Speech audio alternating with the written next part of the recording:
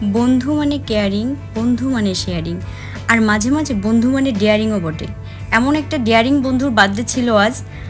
রাত 12টায় সারপ্রাইজ দিতে একটা কেক নিয়ে ওর বাসায় হাজির হলাম।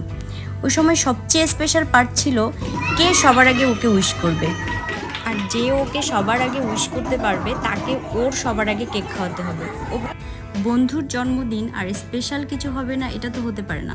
তাই তার পরদিন সন্ধ্যায় আমরা 3 খাদক মিলে চলে গেলাম বন্ধুর বাসায়। বন্ধুর বাসায় যেয়ে সবার আগে চোখ ছিল আমার খাবার টেবিলের দিকে। কী কী রান্না হয়েছে, কী কী খেতে পারবো কি পারবো না, এটা নিয়ে আমার ভীষণ চিন্তা ছিল। যাক, সবাই মিলে খেতে বসে পড়লাম। বন্ধু আমার বড়লোকস, তাই খাবারের আয়োজনটাও ছিল বিশাল, অনেক কিছুই ছিল। খাবারগুলো বেশ মজার ছিল, তাই আমরা বেশ মজা করেই খেলাম। খাওয়া দাওয়া করতে করতে অনেক গল্প হলো। আমরা ডিসাইড করলাম আমরা ইন্টারেস্টিং কিছু করব। খাওয়া শেষ করে আমরা সবার প্রথমে লুডো দিয়ে খেলাটা শুরু করলাম।